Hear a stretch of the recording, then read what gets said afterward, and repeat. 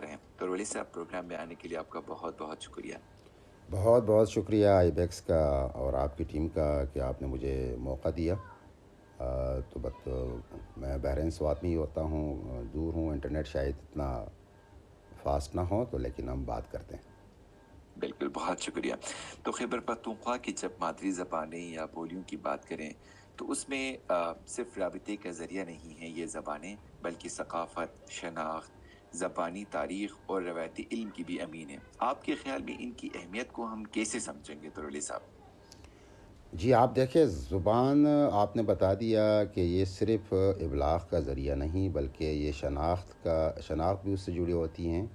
उससे किसी कौम की तारीख़ और माज़ी भी जुड़ी होती है, उसकी एक मजमूई याददाश्त भी जुड़ी होती हैं, और ये जो मकामी इल्म होता है उसका एक ख़ज़ीना भी होता है। तो ज़ुबान एक लिहाज से आप कह सकते हैं कि एक ख़ज़ाना है जो सदियों से भरा पड़ा रहता है, और उस ख़ज़ाने को मज़ीद उसको फ़रोग़ देने और इसको तहफ़्फ़ुज़ देने की ज़रूरत होती है। तो खैबर पख्तूनख्वा की आपने बात की, तो यहाँ इस पर बात करते हैं कि यहाँ कौन सी ज़ुबानें बोली जाती हैं और कौन सी ज़ुबानें जो लोगों को जिनके बारे में कम है उनके बारे में भी बता देंगे। बिल्कुल। तो कौन-कौन सी ज़बानें बोली जाती हैं? कौन सी ज़बानें हिस्टोरिकली वहाँ पे थी? कुछ ज़ाहिर फ़ेड हुई होंगी या मधूम का शिकार हो जाती हैं, कुछ ज़बानें बहुत प्रोमिनेंट हो जाती हैं। तो खैबर पख्तूनख्वा की अगर आप बताएँ तो कौन-कौन सी ज़बानें इस पूरे सूबे में बोली अच्छा, जाती ये हैं? खैबर पख्तूनख्वा में तो ज़ाहिर है एक बहुत राबिते की ज़ुबान जो है वो पश्तो है, और बहुत बड़ी तादाद में लोग उसको बोलते हैं। इसके बाद इसी खैबर पख्तूनख्वा में जो जनूब में सराइकी ज़ुबान बोली जाती हैं, जो दियाई ख़ान की तरफ। इसके अलावा फिर हिनको बोली जाती हैं जो हज़ारा डिवीज़न है वहाँ, और कोहाड़ के कुछ इलाक़ों में। और फिर इसके बाद आप जो हमारा मलाकन डिवीज़न आता है, तो मलाकन डिवीज़न में देखें तो यहाँ चतराल बहुत बड़ा एक ज़िला है, और चतराल में आपको मालूम है कि वहाँ कई 12 ज़ुबानें बोली जाती हैं। खोआर वहाँ की सबसे ज़्यादा बोलने वाली ज़ुबान है। इसके अलावा दमीली ज़ुबान है, ग्वारबाती ज़ुबानें हैं, वखी ज़ुबान है, यदगा है, मदगलश्ती है, कतवरी है, कलाशा है, ग्वारबाती है, पलुला है। इस किस्म की ज़ुबानें वहाँ चतराल में बोली जाती हैं। फिर साथ आप आइए तो दीर, दोनों दीर पढ़ते हैं, तो दोनों दीर में बड़ी ज़ुबान ज़ाहिर पश्तो है, लेकिन अपर दीर के इलाक़ाई कुमराड़ वादी में दो कदीम ज़ुबानें बोली जाती हैं। एक गावरी ज़ुबान है जो कुमराड़ वादी में भी बोली जाती हैं, और दूसरी ज़ुबान वहाँ कलकोटी है। फिर आप आएंगे तो स्वात में कुल पश्तो बोली जाती हैं, और मैंने ये भी बता दिया कि इन इलाक़ों में गुजरी हर जगह कहीं ना कहीं पाई जाती हैं। तो स्वात में भी आप देखें तो स्वात में बड़ी ज़ुबान या ज़्यादा बोलने वाले की ज़ुबान पश्तो है। उसके बाद गुजरी ज़ुबान बोली जाती हैं, तुरवाली ज़ुबान बोली जाती हैं, गावरी ज़ुबान बोली जाती हैं। और फिर ये कुछ इलाक़ों में मटलतान कालाम के कुछ इलाक़ों में या कुछ अपर स्वात में बिखरे हुए इलाक़ों में बिखरे हुए लोग ख्वार ज़ुबान भी कुछ बोलते हैं। और यहाँ एक तुरवालियों के बीच दो ज़ुबानें और हैं। एक को हम ओशोजो कहते हैं, वो वादी बिशग्राम में बोली जाती हैं, और उसके साथ एक दूसरी एक और ज़ुबान जिसको बदेशी कहते हैं, उसको आप बहुत कम लोग बोलते हैं। ये ज़ुबान यहाँ बोली जाती है। फिर हम यहाँ से अगर फिर ज़्यादा मशरक़ की तरफ जाएंगे तो इंडस कोहिस्तान पड़ता है। तो इंडस कोहिस्तान में 3 ज़िले हैं, और ये जो इसका इलाक़ा है, मतलब इसको दरियाई सिंध 2 हिस्सों में तकसीम करता है। एक को मशरक़ी कोहिस्तान कहते हैं, जिसको शनाकी कोहिस्तान भी कहा जाता है, और दूसरे को इंडस कोहिस्तान जो मायो कोहिस्तान है। तो आप वहाँ भी 4-5 ज़ुबानें बोली जाती हैं। ये बिशाम के साथ एक इलाक़े में बटेरा में एक बहुत कम तादाद में बोलने वाली ज़ुबान बटेरी ज़ुबान है। इसके अलावा फिर वहाँ कोहिस्तानी शीना ज़ुबान पूरे इलाक़े में पूरे मशरक़ी कोहिस्तान में बोली जाती हैं। بادشاہ تک جو مطلب خیبر پختونخوا میں جو علاقہ آتا ہے اسی میں، اور انہی کے بیچ ان علاقوں میں دو اور زبانیں بولی جاتی ہیں، ایک کو گاورو یا گبارو زبان کہتے ہیں، دوسرے کو چلیسو، اور پھر مغرب کی طرف جو کوہستان ہیں وہاں مایو زبان یا انڈس کوہستانی زبان بولی جاتی ہے، اور ظاہر ہے وہ یہاں بھی کچھ علاقوں میں بکھرے ہوئے گاؤں گاؤں میں گجری زبان بھی بولی جاتی ہے۔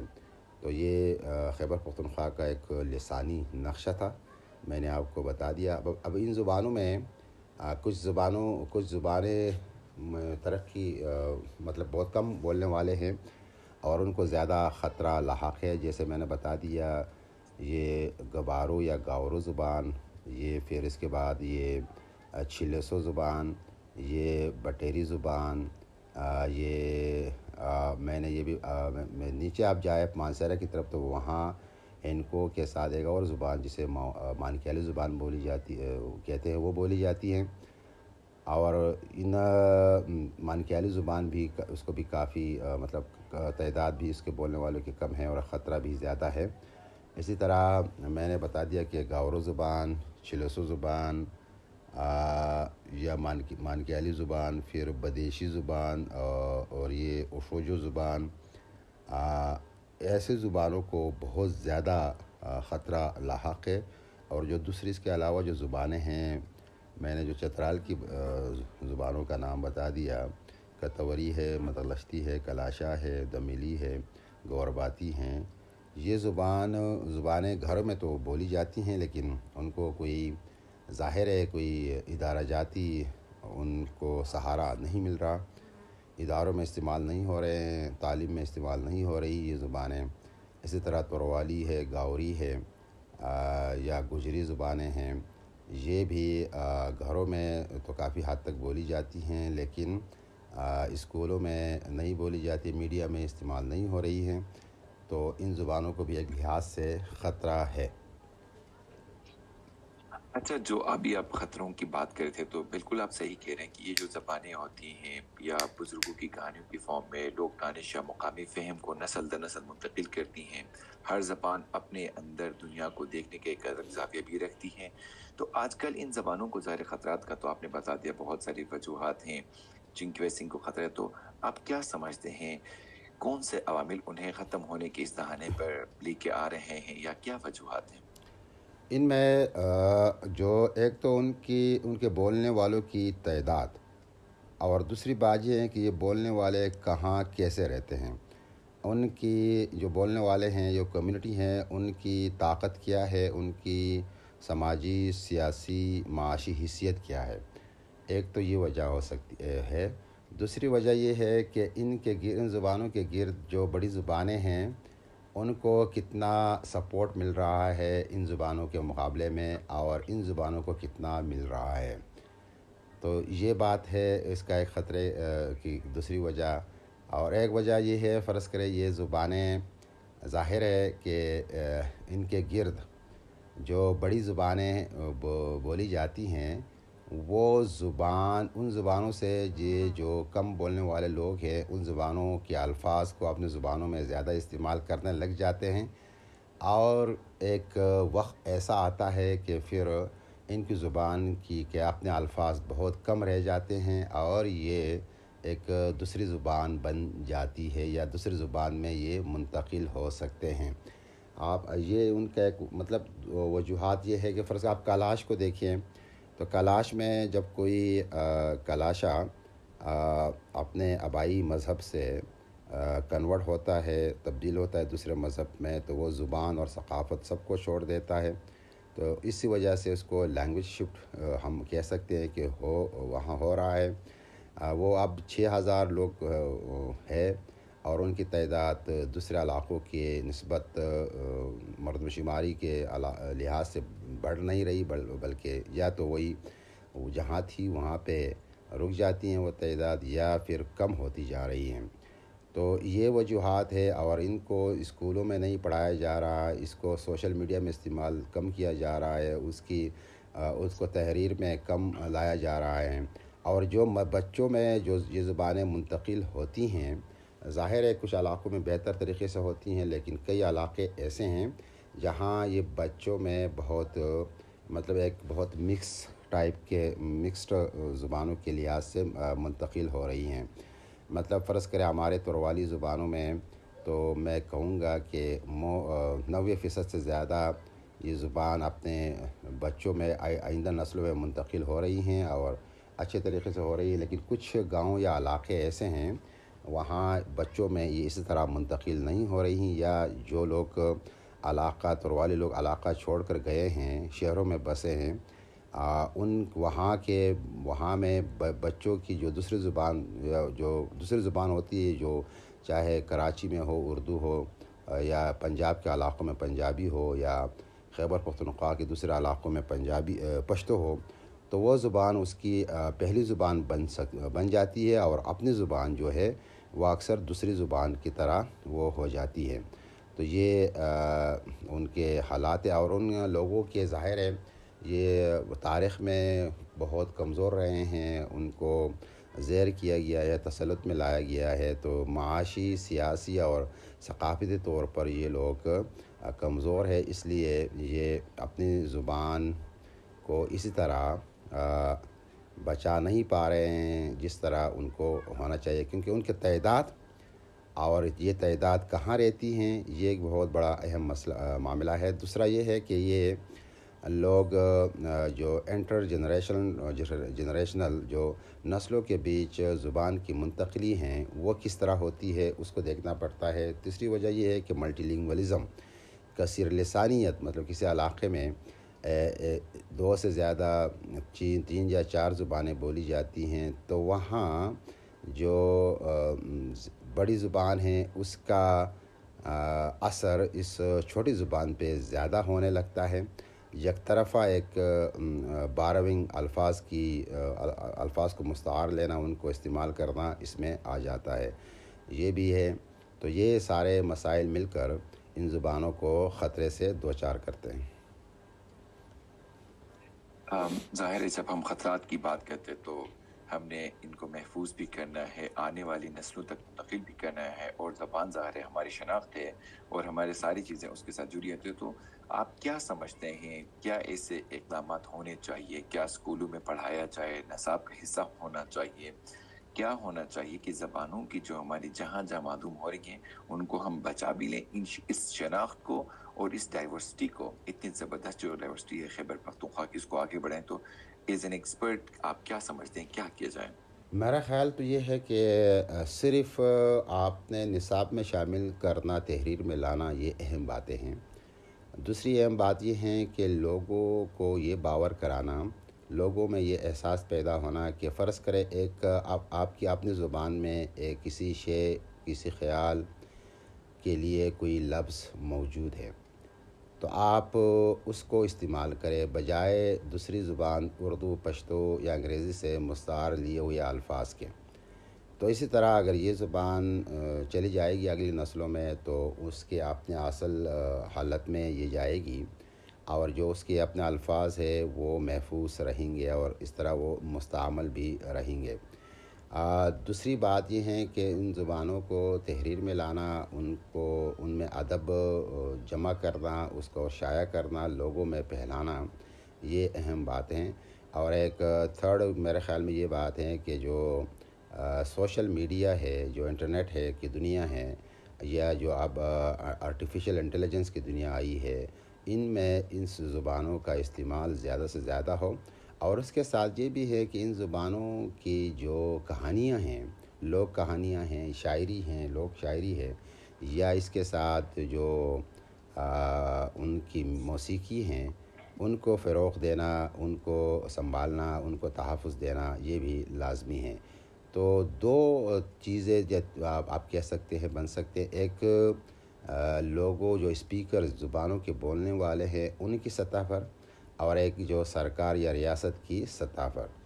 تو زبانوں کے بولنے والوں کی سطح پر تو یہ ہے کہ وہ اپنی زبان کے بارے میں زیادہ بیدار ہو، زیادہ ان کو احساس ہو، اور اپنی زبان کے الفاظ کو استعمال کرنے کی ان میں ایک اچھا ہو، ایک خواہش ہو، وہ کسی ایسے الفاظ کو इन ज़ुबानों में बिला वजह इस्तेमाल न करे जो जिन के लिए इन ज़ुबानों में अल्फाज है, यानी अपनी ज़ुबानों के अल्फाज को दूसरे ज़ुबानों के अल्फाज से वो तब्दील न करे। मतलब ये कहते हैं, लोग कहते हैं कि ज़ुबान अल्फाज मुस्तार लेती हैं, अच्छी बात है, लेकिन ये वाकई ये अच्छी बात है, लेकिन ये अगर बढ़ जाए, ये एक तरफ़ा हो, तो फिर जो कम माया ज़ुबान है, जिसमें सरमाया, जिसमें लिखाई तहरीर या जिसके बोलने वालों की तादाद कम है, उसको ज़्यादा नुकसान होता है बनिस्बत उस बड़ी ज़ुबान के। कि अगर ये दो तरफ़ा ये मुख्तार लेना हो तो ये बहुत अच्छा होता है, लेकिन ऐसा कम होता है।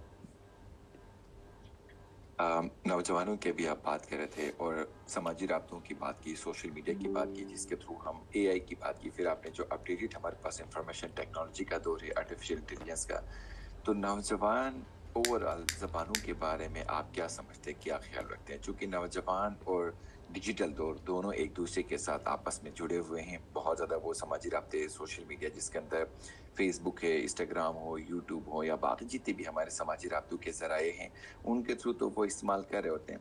लेकिन क्या ज़बानों की तरफ उनका रुझान कैसा है, उसको बचाने में, उसको समझने में, उसको आगे बढ़ाने में, या बूढ़ों से या हमारे जो बड़े होते हैं उनसे ज़बान को सीखने में एक नौजवानों का इंटरेस्ट क्या है और डिजिटल मीडिया के साथ उनका क्या ट्रीटमेंट है? क्या वो कर रहे हैं या कैसे मज़ीद बेहतर बना के एक आर्काइवल मॉडल की तरफ भी वो जा सकते हैं और अपनी शनाख्त को बचा के पूरी दुनिया को बता भी सकते हैं? असल में नौजवानों, आप देखिए ना, जो हमारा मीडिया लैंडस्केप है, मतलब जो इर्द गिर्द डिजिटल मीडिया है, सोशल मीडिया है, उस पर कौन सी ज़ुबानें छाई हुई है, ये नौजवानों को बहुत मुतासिर करती हैं। मतलब आप उर्दू छाई हुई हैं सोशल मीडिया पर, इंग्लिश छाई हुई है, और का बहुत कम हद तक पश्तो भी। तो आप इनके वो होते हुए ये नौजवान अपनी ज़ुबानों को शायद तो ना लिख सकते हैं इसी तरह जो लिखना चाहिए, ना इस तरह इसको वो कर प्रमोट कर सकते हैं। तो वो ऑटोमेटिकली अज़ ख़ुद वो इन दूसरी ज़ुबानों से मुतासिर होते हैं और उनमें लिखना, उनमें पढ़ना शुरू कर देते हैं। तो मैंने आपको ये बता दिया कि ज़ुबान दानी के 4 उसूल होते हैं, बोलना, पढ़ना, लिखना और समझना। अब हमारे यहाँ ज़ाहिर है बोलने और समझने की हद तक तो का अपनी ज़ुबानें मौजूद हैं, लेकिन लिखना पढ़ना, इसकी पढ़ाई, उनकी पढ़ाई और लिखाई बहुत कम है, या तो सिरे से है नहीं कई ज़ुबानों में, या जिन ज़ुबानों में हैं वो बहुत कम है इन दूसरे के मुकाबले में। फ़र्ज़ करें मैं आपको बता दूं कि हमने तोरवाली ज़ुबान में कीबोर्ड भी बनाए हैं गूगल के साथ सोशल मीडिया इस्तेमाल करने के लिए, और इस तरह लैपटॉप कंप्यूटर के लिए भी बनाए हैं। लेकिन मैं जब तोरवाली लड़कों या नौजवानों की पोस्ट देखता हूँ सोशल मीडिया पर, तो उसमें मुझे ऐसा लगता है कि 95, 96 बल्कि 99% पोस्ट जो होते हैं वो सारे उर्दू में होते हैं। बहुत कम वो इंग्लिश में भी होंगे, और तोरवाली में बहुत 1% से भी कम होते हैं। तो इस लिहाज से इनका एक मसला है। दूसरी बात जो अच्छी बात है मेरे ख़्याल में, जो बोलने की है, डिजिटल मीडिया को इस्तेमाल करता है, तो बोलने की हद तक आप अपनी ज़ुबान को फ़र्ज़ करें, आप उसको फ़रोग़ दे सकते हैं। मतलब आप अभी डिजिटल मीडिया में तो ज़ाहिर है लिखना भी इतना अहम नहीं है, बोलना अहम है। जो आपकी शायरी है उसका फ़रोग़, आपकी मौसीकी है उसका फ़रोग़ आप इस सोशल मीडिया के ज़रिए या इसके जो मुख्तलिफ़ प्लेटफॉर्म्स है इसके ज़रिए कर सकते हैं, लेकिन तहरीर में या टेक्स्ट में काफ़ी मुश्किल होता जा रहा है। इसमें जो अभी हम देखें तो ज़बानों को महफूज करने की बात जो अभी आप कर रहे थे, ज़ाहिर है कहानियों के तौर पे पहले चीज़ें आ रही थी, या लोकगीत या मुहावरों को रिकॉर्ड करके महफूज वगैरह कर रहे होते थे, तो इन ज़बानों को महफूज करने या हम देने और उसको फ़रोग़ देने के लिए क्या तरीक़ाकार हो सकते हैं, और ऐसा करना क्यों ज़रूरी है? एक तो ऐसा करने का देखिए, आप ज़ुबान, मैंने जो पहले बता दिया, तो ज़ुबान के मिटने से पूरा एक आपका जो मकामी इस्तिआरा है वो ख़त्म हो जाता है। मकामी इस्तिआरे में आपका बहुत ही मकामी इल्म होता है।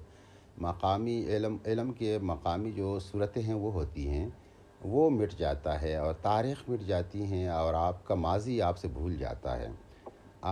और आपकी शनाख्त को एक बड़ा ख़तरा लाहक हो जाता है। तो इस लिहाज से इन ज़ुबानों का तहफ़्फ़ुज़ बड़ा लाज़मी है। तो इसको दो, मैंने कहा कि दो, एक तो बुनियादी جو ذمہ داری بنتی ہیں وہ ظاہر ہے دو طرح کی باتیں ہو سکتی ہے کہ ریاست کی ذمہ داری ہیں کہ وہ ان زبانوں کے فروغ اور ان کے تحفظ کے بارے میں سوچے، لیکن دوسری ظاہر ہے ہمارے ہاں تو میرے خیال نہیں خیال کہ پوری دنیا میں کہیں ایسا ہو رہا ہوتا ہے کہ ریاست جو ہے حکومتیں ہیں جو پوری طرح اس کام میں لگے ہیں، لیکن جو پھر ہمیں لگتا ہے کہ بنیادی ذمہ داری آپ جو بولنے والوں کی بنتی ہیں کہ وہ ان زبانوں کو اپنی زبانوں میں کام کرے، ان کو تحریر میں لائے، ان کو تحفظ دے، ان کو فروغ دے، اور اس کے لیے وہ مختلف جو ذرائع ہیں یا وسائل ہیں ان کا استعمال کرے، اور پھر جا کر وہ ریاست یا حکومتوں کے ساتھ بیٹھے، ان کے ساتھ ایڈوکیسی کرے، ان کو بتائے کہ آپ نے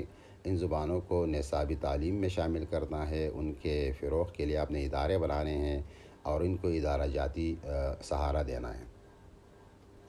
اچھا، جب ہم تھوڑے سے زبان کو مزید بہتر اگر سمجھے، کیونکہ بہت سارے نوجوان ابھی ہمیں سن رہا ہے خیبر پختونخوا میں، تو یہ جو لہجہ ہوتا ہے، لہجہ نہ صرف زبان کا رنگ ہے بلکہ آج ہوتی ہے ثقافت، حساسیت اور سوچنے کا انداز بھی بتاتے ہیں اور وہ بدلتے ہیں، تو زبانوں کا کتنا بڑا رول ہے اس میں؟ میں آپ کے پہلے سوال کے پہلے سے کوئی نیٹ میں وہ رکاوٹ آ گئی، میں نہیں سن پایا، تو آپ کیا کہنا چاہتے ہیں کہ زبان اور لہجہ یہ کوئی بات کر رہے تھے؟ جی جی، میں یہ کہہ رہا تھا کہ ظاہر کا جو بھی اچھا کر لیں گے، ابھی آ رہی ہے؟ جی جی۔ اوکے، تو لہجہ نہ صرف زبان کا رنگ ہوتا ہے بلکہ مقامی مزاج، مزاح اور حکمت کا بھی عکاسی کرتا ہے نا، تو کیا بولیاں اور لہجے صرف زبان کا فرق ہیں، یا وہ مقامی شناخت جو ثقافتی بھی ہوتی ہے حسب یہ کرتے ہیں اور وہ زبان کے ساتھ بدلتے بھی ہیں، تو اس کو آپ کیسے دیکھتے ہیں؟ اچھا، زبان ایک تو لہجے اور زبان میں یہ تفریق ہے، یہ پاکستان میں دو طرح سے کی جاتی ہیں، بلکہ ایک طرح سے زیادہ کی جاتی ہیں، وہ اس کو سیاسی یا ایک اس اپنے لحاظ سے دیکھتے ہیں کہ مطلب وہ سمجھتے ہیں، کئی بہت بڑے پڑھے لکھے لوگ یہ سمجھتے ہیں کہ جو زبان تحریر میں نہ ہو وہ زبان نہیں ہے، وہ لہجہ ہے، یہ ان کا ایک پوزیشن ان کی ہے، لیکن جو لسانی طور پر کہا جاتا ہے کہ کسی زبان کے لہجے ہوتے ہیں اور وہ لہجہ اس زبان کی ایک تبدیل شدہ یعنی ایک اسی زبان کا حصہ ہوتا ہے، لیکن اس کا تھوڑا سا مختلف وہ اس کا ہوتا ہے، جیسے شینا میں آپ کہے تو چلاسی لہجہ ہے، کوہستانی لہجہ ہے، یا استوری لہجہ ہے، یا جو کشمیری یا گریزی لہجہ ہے وغیرہ، تو اس طرح جو لہجے ہیں وہ مختلف اسی زبان کے حصے ہوتے ہیں، مختلف ہوتے ہیں، اور لہجوں میں آپ نے یہ ایک بہت اچھی بات کی، لہجے تنوع کو ظاہر کرتے زبان کے، اور اس سے یہ بھی ملتا ہے کہ کوئی لہجہ کسی زبان کا شاید کسی اور زبان کی وجہ سے یا زبان کے کانٹیکٹ میں آنے کی وجہ سے اس پر اس کا اثر پڑا ہو، اور اس نے مختلف کچھ الفاظ لیے ہو، مختلف کچھ جملے لیے ہو، مختلف کچھ جو ساخت ہے وہ لیا ہو، تو وہ ایک مختلف لہجہ، یا مختلف آوازیں لی ہوں تو ایک مختلف لہجہ بن سکتا ہے۔ اب لہجہ اور زبان دونوں کی بہت اہم ہیں۔ اب لوگ زبان کو معیاری بنانے کے لیے کسی ایک لہجے کو لے کر اس کو اسٹینڈرڈ کرتے ہیں اور آگے بڑھتے ہیں، یہ بھی ایک طریقہ دنیا میں رائج رہا ہے، لیکن اس سے اکثر یہ ہوتا ہے کہ وہ دوسرے لہجے پھر آہستہ آہستہ وہ دم توڑ جاتے ہیں، تو یہ بھی اس میں ہیں۔ تو میرا خیال ہے کہ اب میں نے پہلے بھی بتا دیا کہ یہ جو اپنی زبانیں ہیں یہ شناخت سے جڑی ہوتی ہیں، یہ ثقافت سے جڑی ہوتی ہیں، اور یہ زبانیں آپ کی ماضی اور تاریخ سے جڑی ہوتی ہیں، اور آپ کا جو مقامی علم ہے اس کے خزینے ہیں۔ تو فرض کرے آپ کا جو مقامی علم ہے، آج کل آپ دیکھیں کہ یہ جو موسمیاتی تبدیلی یا کلائمیٹ چینج کے جو مسائل ہیں، انوائرمنٹل جو مسائل ہیں، اس میں آپ دیکھیں تو بہت سارا جو ایک ساری توجہ اب اس طرف آ رہی ہے کہ جو مقامی جو علم ہے اس کے ذریعے بھی ہم کلائمیٹ چینج کے مسئلے کو ہم اس کو دیکھ سکتے ہیں، اس کو کم کر سکتے ہیں۔ اس کے علاوہ جو فرض کرے جو ہمارے اوپر جو بڑی بڑی کمپنیوں نے راج کرنا شروع کیا ہے اور وہ اپنی پیداوار کی چیزیں بیچ رہے ہیں، ان کو پروموٹ کر رہے ہیں۔ اگر اس کے بجائے تھوڑا سا ہم مقامی علوم کی طرف بھی جائے، چاہے وہ میڈیسن میں ہو، چاہے وہ خوراک میں ہو، چاہے وہ طرز تعمیرات میں ہو، تو اس سے بہت بڑا فائدہ ملتا ہے۔ اسی طرح ہمارے جو شمال ہے، شمالی پاکستان، گلگت بلتستان اور ہمارا بالائی خیبر پختونخوا، یہاں جو زبانیں بولی جاتی ہیں ان زبانوں کے بولنے والوں میں آپ کو پتہ ہے کہ ایک بہت تاریخی طور پر یہ کلونائز رہ چکے ہیں، زیر تسلط رہ چکے ہیں، تو ان میں ایک شناخت کا بحران پیدا ہوا ہے۔ ان کی جو مجموعی کلیکٹیو یادداشتیں تھیں، اجتماعی یادداشتیں، وہ کافی متاثر ہو چکی ہیں۔ ابھی ان کو یہ معلوم نہیں ہے کہ ان کی شناخت کیا ہے۔ کوئی خود کو قریش سے جوڑتا ہے، تو کوئی خود کو عربوں سے جوڑتا ہے، کوئی خود کو پنجابی پٹھانوں سے جوڑتا ہے۔ تو یہ بھی ان کا ایک شناخت کا مسئلہ ہے۔ تو یہ بھی زبان اور شناخت اور کلچر پر کام نہ کرنے کی وجہ سے ایسا ہوتا ہے۔ جیسے آپ کہتے کہ زبان کا تاریخ کے ساتھ اپنی تاریخ کو پہچاننا، اپنی شناخت کو پہچاننے کے مترادف ہے اور وہ بہت ضروری ہے۔ تو یہ خیبر پختونخوا کی جو زبانیں ہیں، بہت ساری اتنی ڈائیورس، اتنی سب سے زیادہ پرانی ہیں کون؟ پھر وہ میرا انٹرنیٹ انسٹیبل ہو گیا تو میں نہیں ہے، تو اس پہ میں جی میں علی اب دوبارہ آ کر۔ رہی ہے آپ کو آواز؟ ہاں جی، ابھی آ اچھا، رہی ہے۔ میں یہ کہہ رہا تھا کہ جو ظاہر ہے زبان ہوتی ہے، وہ شناخت، اپنی ہماری تاریخ اور ماضی ساری چیزیں ہمیں ایک ساتھ بتاتی بھی ہیں، اور ہماری اپنی شناخت بھی زبان کے تھرو ہی وہ آگے بڑھ رہی ہوتی ہے۔ تو خیبر پختونخوا کے اندر اتنا ایک ڈائیورس کلچر ہے، اتنی ڈائیورس زبانیں بولی جاتی ہیں، تو کون سی زبان بہت زیادہ پرانی ہے، کون سی زبان نئی ہے؟ تو زبانوں میں کس سال کون سی زبانیں ہمارے پاس آئی ہیں، اس کے حوالے سے آپ کی تحقیق یا آپ کیا سمجھتے ہیں؟ اس میں مختلف دعوے کیے جاتے ہیں۔ مطلب آپ یہ اگر بتائیں کہ فلاں زبان زیادہ قدیم ہے، تو دوسرے لوگ یا بڑی زبانوں کے لوگ اس سے بڑے ناراض بھی ہو جاتے ہیں۔ لیکن میں یہ کہوں گا کہ ہندو کش جو خطہ ہے، پورا ہندو کش، اس خطے میں جو زبانیں ہیں یہ یہاں کی پرانی زبانیں ہیں، مطلب آرین زبانیں ہیں، انڈو آرین، اور پرانی زبانیں ہیں اس خطے کی۔ اور باقی جو زبانیں ہیں وہ شاید بعد میں آئی ہیں ان علاقوں میں۔ تو میں کسی ایک زبان کو نہیں کہہ سکتا کہ وہ سب سے پرانی زبان ہے۔ کوئی ایک تحقیق میرے خیال میں یہ بتاتی تھی کہ پورے شمال کی سب سے پرانی زبان شاید بروشس کی تھی، یہ جو آرین مائیگریشن سے پہلے کی بات ہے۔ اس کے بعد پھر آرین جو مائیگریشن ہوئی تو اس میں جو پہاڑوں کی طرف لوگ گئے تو ان کی زبان پساچا یا داردی زبانیں ہیں جو انڈو آرین ہیں، اور اس میں ہم سب شامل ہیں۔ تو وہ داردی زبان پھر قدامت کے لحاظ سے وہ بھی قدیم ہیں۔ اور اس کے بعد پھر جو ایرانی زبانیں ہیں ان کی باری آتی ہیں۔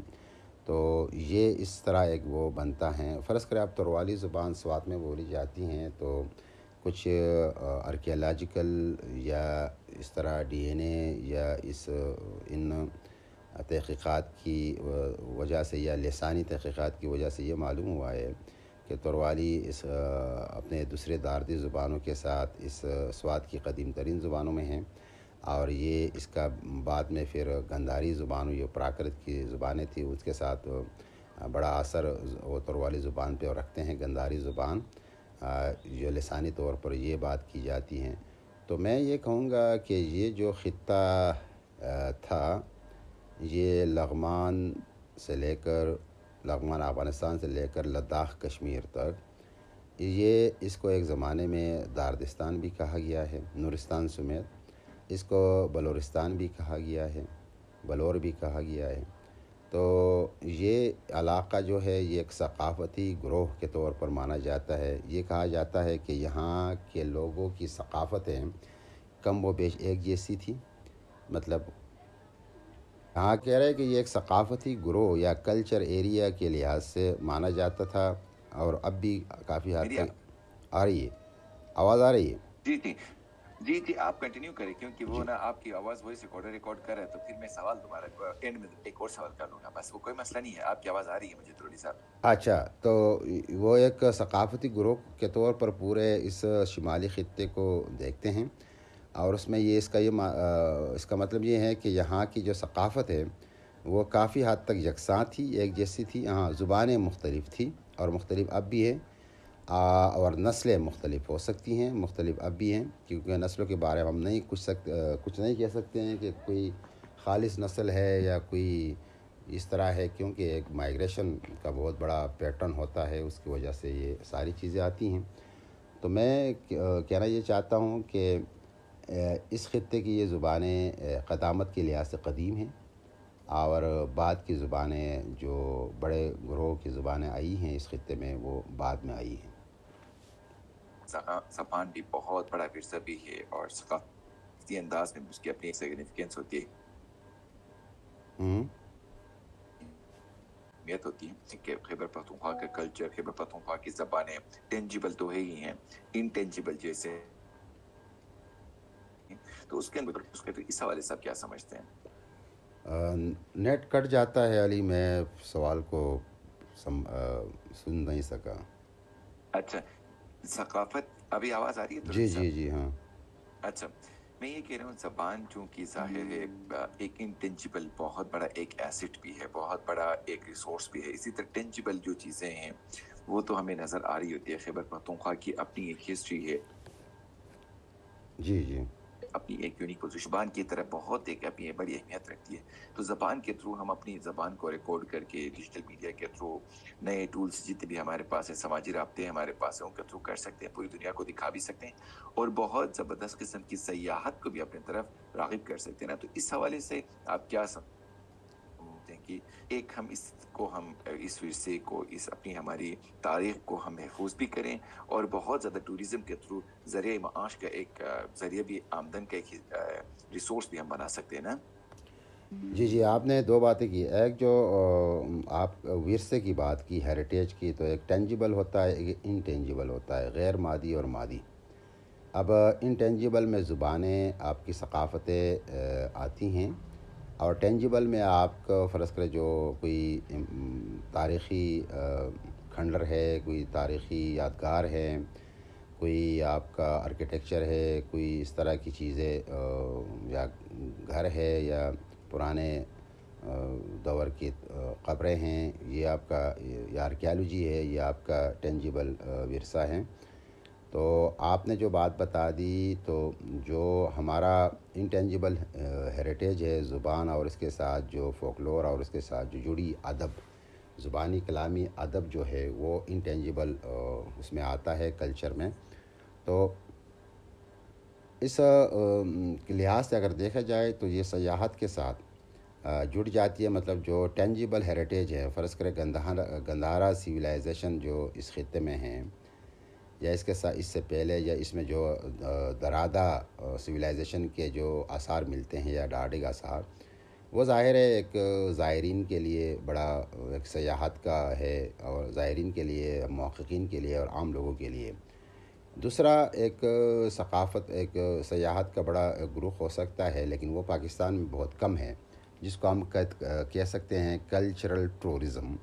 मतलब लोग इन इलाक़ों के ज़ुबानों, लोगों और कल्चर को समझने या देखने के लिए आए। तो ऐसा यहाँ कम होता है। लोग सिर्फ़ मौसम एंजॉय करने के लिए, या जो कुदरती मनाज़िर हैं, फ़ितरत है, और या उसमें उसके लिए आते हैं, लेकिन कल्चर को कम देखा जाता है। और जो हाँ, ज़ाहिर है जो कल्चर बहुत मुख्तलिफ़ नुमाया हो जाता है, वो कैलाश इलाक़ों का वो जो की सकाफ़त है।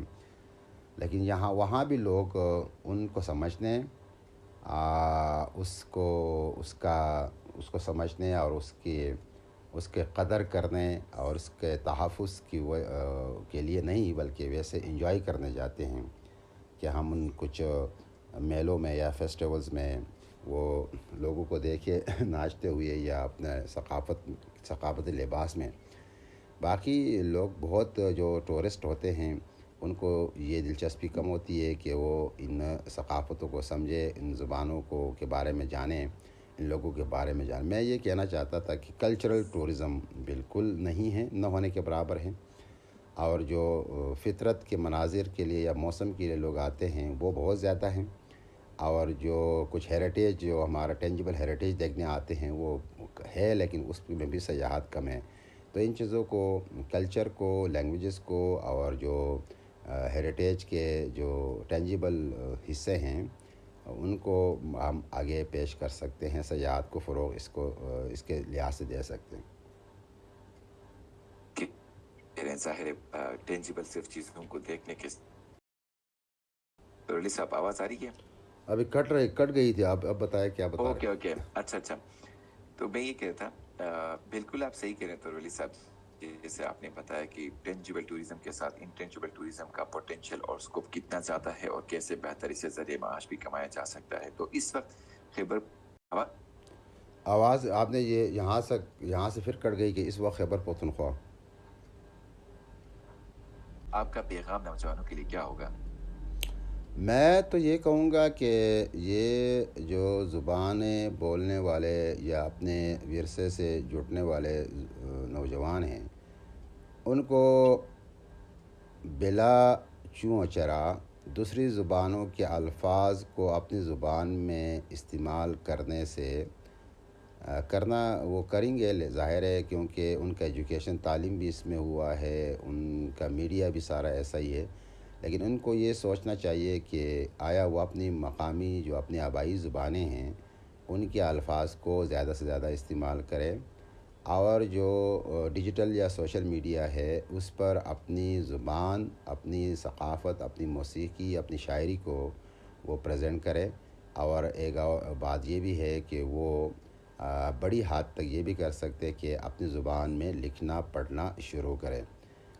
یہ اور اس سے ایک اور اہم بات بھی ہے کہ یہ نوجوان تحقیق کی طرف بڑھیں اور زیادہ سے زیادہ ریسرچ کلچر، زبان اور اپنی ثقافت پہ کریں۔